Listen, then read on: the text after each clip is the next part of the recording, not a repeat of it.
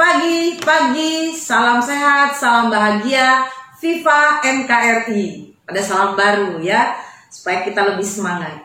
Baik, saudara, bapak ibu sekalian, hari ini kita akan membahas materi hukum pidana lanjut, yaitu bab terakhir tentang alasan penghapus pidana.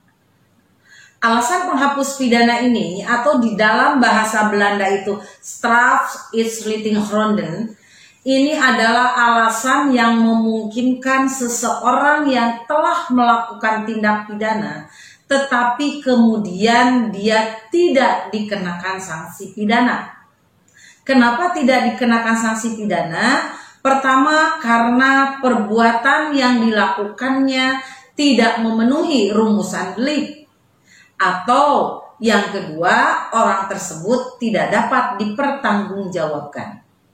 Oleh karena itu, alasan-alasan penghapus pidana ini dapat terjadi karena pertama, tidak adanya perbuatan melawan hukum atau tidak ada perbuatan yang bersifat melawan hukum, dan yang kedua adalah tidak adanya kesalahan. Atas dasar itulah kemudian ilmu hukum pidana membedakan alasan penghapus pidana dalam dua bagian besar, yaitu alasan pemaaf dan alasan pembenar. Kita akan bahas satu persatu. Alasan pembenar yaitu alasan yang meniadakan sifat melawan hukumnya. Artinya, perbuatan yang dilakukan oleh pelaku itu bukan dibenarkan sebetulnya, tetapi perbuatannya seolah-olah dibenarkan, sehingga tidak masuk dalam ajaran melawan hukum. Nah, alasan ini kemudian dibenarkan. Misalnya contohnya apa? Contohnya ada 4. Yang pertama adalah overma atau daya paksa. Yang kedua, bela paksa atau nudbir atau notustan. Yang ketiga, melaksanakan perintah jabatan. Dan yang keempat, melaksanakan perintah undang-undang. Melaksanakan alasan pembenar ini, tadi alasan pembenar yang umum ini, yang namanya daya paksa atau overmah itu diatur dalam pasal 48. Kemudian yang namanya bela paksa atau notustan atau nudbir itu diatur dalam pasal 49. Dan melaksanakan perintah undang-undang diatur dalam pasal 50, serta melaksanakan perintah jabatan diatur dalam pasal 51. Nah, alasan pembenar ini terdiri dari alasan pembenar umum dan pembenar khusus.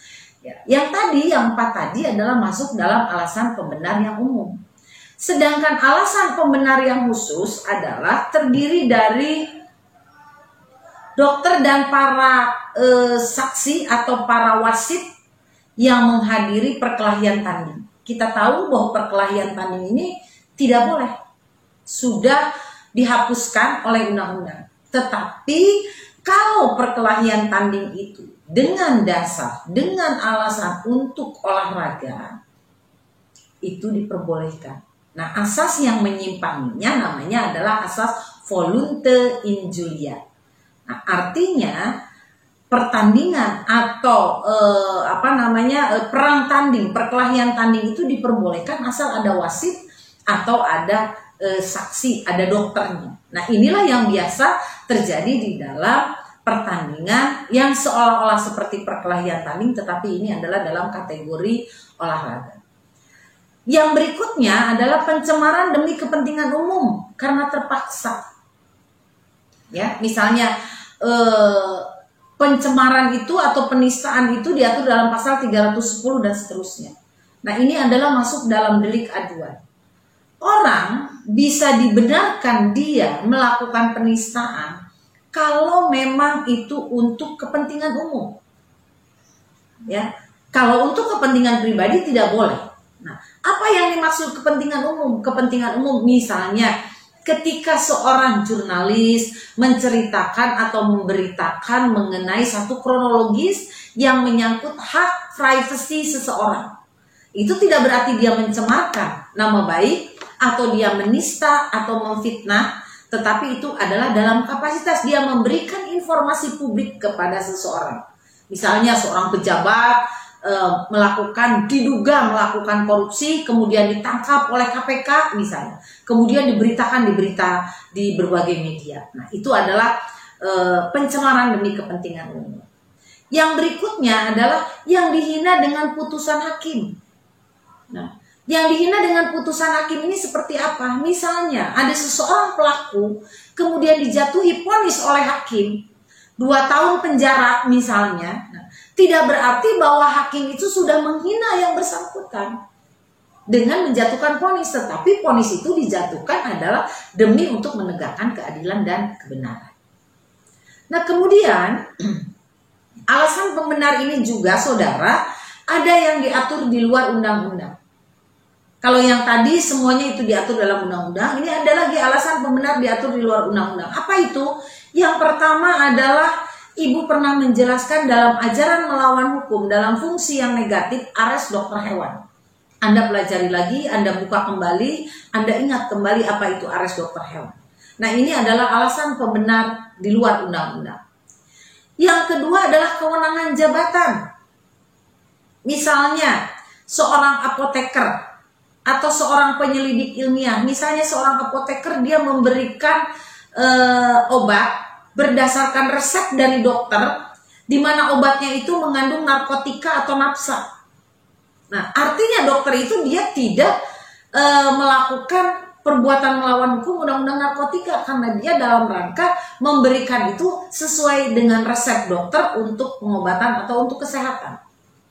Atau misalnya penyelidikan ilmiah, seorang calon mahasiswa kedokteran yang melakukan pembedahan mayat misalnya, dia ingin tahu bagaimana jantung ada di mana, terus ginjal ada di mana. Nah, ketika mayat itu dibedah tidak berarti dia merusak organ tubuh atau merusak mayat.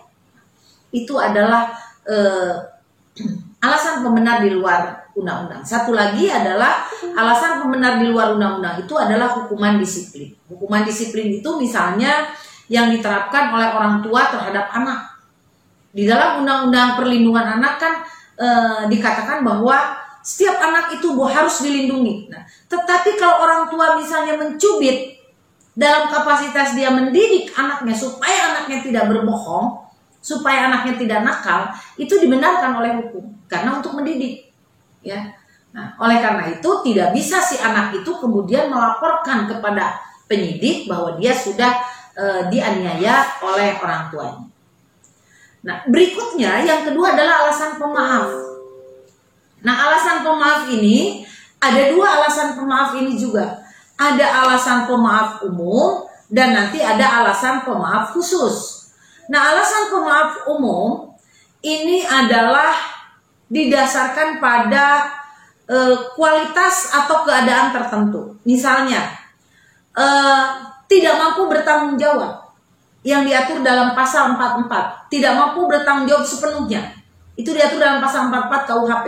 Seorang anak di bawah umur, anak yang cacat jiwanya, anak yang debil, anak yang kuratil, yang idiot, yang tidak normal, ketika dia melakukan perbuatan melawan hukum, maka itu dimaafkan oleh hukum. Jadi artinya kesalahannya yang dimaafkan, bukan perbuatan melawan hukumnya. Perbuatan melawan hukum tetap ada, tetapi kesalahannya yang dihapuskan.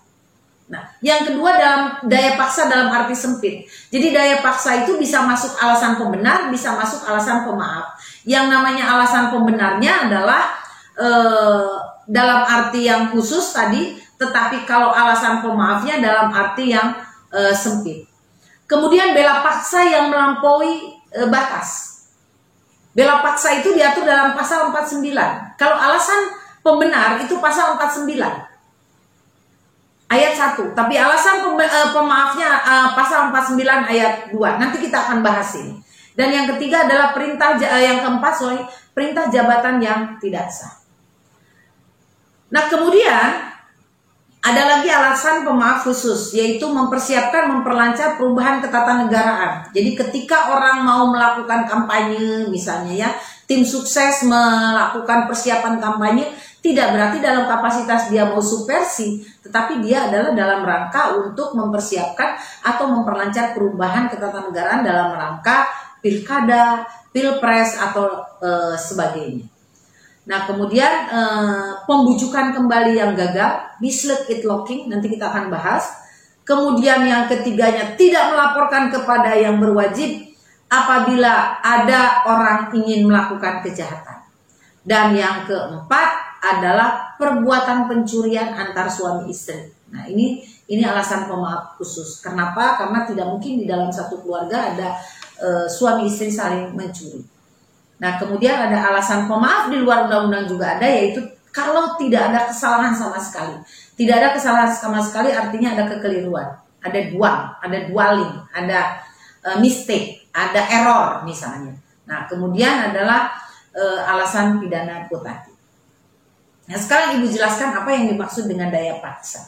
Daya paksa atau overmart tadi bisa masuk dalam alasan benar, bisa juga dalam alasan pemaaf yang khusus. Nah, bela paksa ini saudara, atau daya paksa ini atau overmart itu diatur dalam pasal 48. Syaratnya apa atau pengertiannya apa daya paksa? Daya paksa itu artinya adalah setiap kekuatan atau setiap paksaan atau setiap tekanan yang tidak dapat ditahan, itu namanya daya paksa.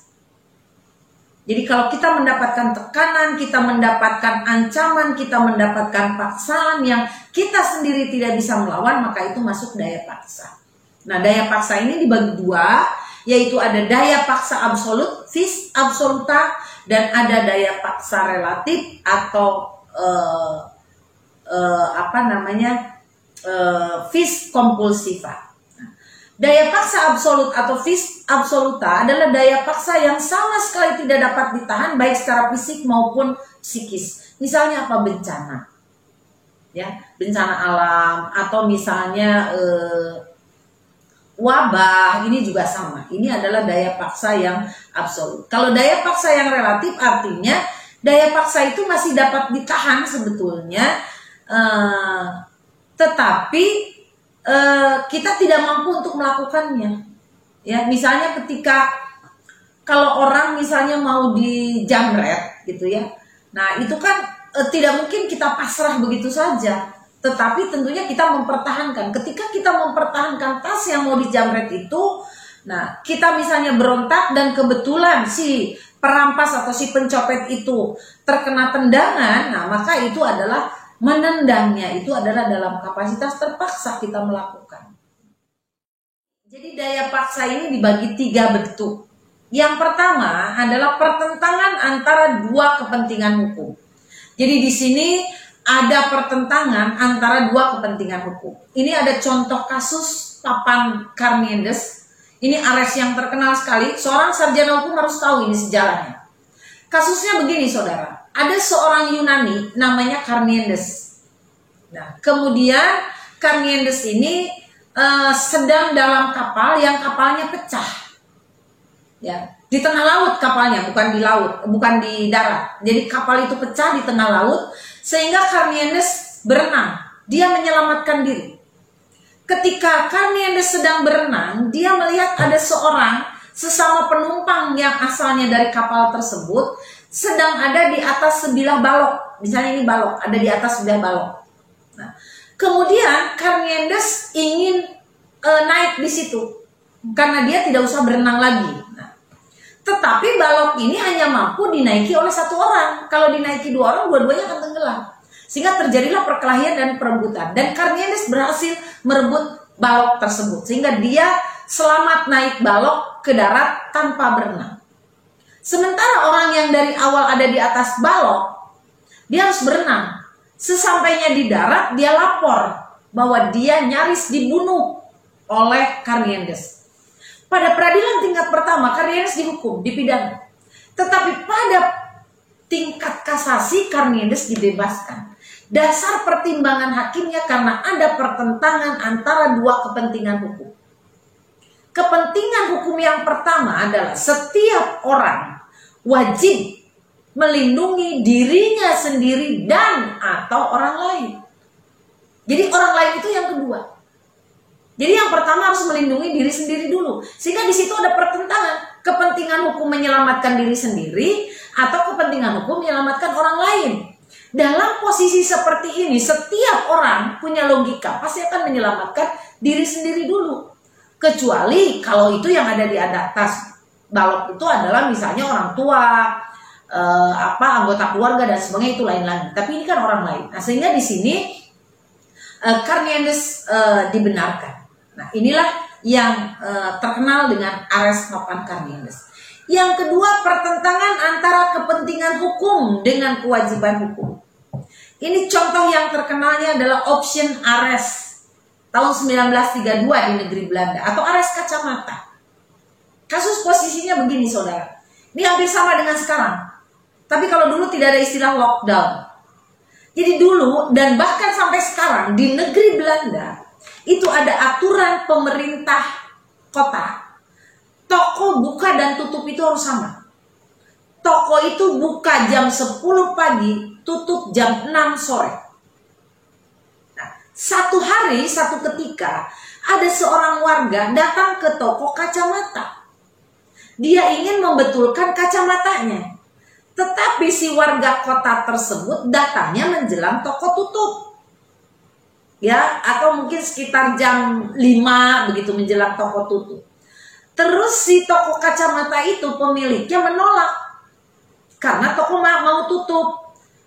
Karena membuat kacamata pesanan sesuai dengan kemauan itu tidak bisa sebentar, memakan waktu yang paling tidak melebihi jam 6. Berarti paling tidak 2 jam lah begitu ya misalnya. Nah, kemudian si penduduk kota itu mengatakan, kalau saya tidak menggunakan kacamata maka saya tidak bisa beraktivitas. Apalagi malam hari. Nah, dalam keadaan seperti itu akhirnya si pemilik toko kacamata itu tetap melayani penduduk yang ingin membetulkan atau membuat kacamatanya. Nah, di sini terjadi pertentangan antara kepentingan hukum dan kewajiban hukum. Kepentingan hukumnya adalah setiap orang wajib menolong orang lain, dan kewajiban hukumnya adalah setiap toko wajib mentaati peraturan dari pemerintah tata kota. Jadi di sini pemilik toko kacamata ya ada 2 yang dia langgar. Tapi dia lebih mendahulukan kepentingan hukum, yaitu menolong orang yang membutuhkan kacamata, ketimbang dia melanggar atau mentaati peraturan pemerintah kota. Nah, inilah terjadi pertentangan antara kepentingan hukum dan kewajiban hukum. Dan yang ketiga adalah pertentangan antara 2 kewajiban hukum. Pertentangan antara 2 kewajiban hukum. Misalnya, seseorang dipanggil untuk menjadi saksi di 2 pengadilan di dalam waktu yang bersamaan. Katakan misalnya si Dadap dipanggil untuk menjadi saksi di Pengadilan Negeri Cianjur dan Pengadilan Negeri Sukabumi pada tanggal 10 April jam 10. Dua-duanya sama waktu dan tanggalnya. Nah, ini tidak mungkin. Karena apa? Karena Dadap bukan jin yang punya teman Om. Bukan Jun yang punya teman Om Jin. Nah, sehingga Dadap hanya memenuhi 1 kewajiban saja. Ini berarti di situ ada pertentangan antara 2 kewajiban hukum. Atau contoh lagi misalnya mahasiswa yang sudah bekerja. Pada saat pekan ujian UTS atau UAS, tiba-tiba dia mendapat tugas dari kantor harus mengikuti diklat atau harus mengikuti satu kegiatan. Nah, di satu sisi sebagai mahasiswa Anda wajib mengikuti peraturan kampus, yaitu ujian.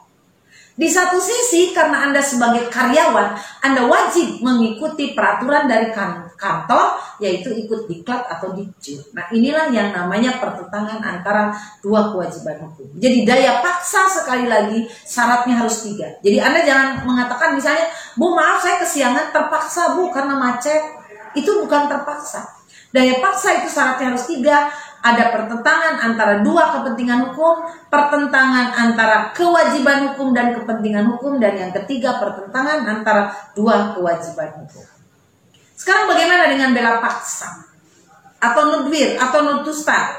Ini diatur dalam pasal 48. 48 ayat 1 itu bela paksa yang biasa. Tapi kalau pasal 49 ayat 1 itu pembelaan bela paksa yang biasa. Tapi kalau pembelaan diri yang melampaui batas, ya, bela paksa atau nudwir yang melampaui batas, nudwir ekses, itu pasal 49 ayat 2. Nah, bela paksa yang melampaui batas ini adalah syaratnya, saudara. Syaratnya adalah harus ada perasaan yang marah, emosi yang menggelegar, menggejolak begitu. Contohnya apa? Contohnya begini. Kalau ada seorang gadis misalnya mau diperkosa, apakah itu diperkosanya oleh Raffi Ahmad misalnya, atau siapalah artis Korea yang ganteng misalnya, tidak akan ada yang pasrah. Pasti dia akan melawan. Ya. Nah, kemudian ketika dia melawan, dia menemukan pisau, dia tusukan dan sebagainya, sehingga si pemerkosa itu meninggal. Nah, itu adalah namanya bela paksa. Jadi artinya ada keadaan yang keadaan jiwa yang meledak-ledak, yang emosi yang marah begitu. Nah, yang berikutnya adalah alasan berikutnya melaksanakan perintah undang-undang. Nah, melaksanakan perintah undang-undang ini diatur dalam pasal 50. Kenapa melaksanakan perintah undang-undang masuk alasan pembenar? Karena perbuatan itu memang diatur oleh undang-undang. Sehingga ketika pelaku melakukan perbuatan itu, maka dibenarkan oleh undang-undang. Contoh, ketika seorang anggota regu tembak mau melakukan eksekusi hukuman mati, ketika dia menembak itu, dia tidak akan dikenakan melakukan pembunuhan yang telah direncanakan. Pasal 340 KUHP. Tidak.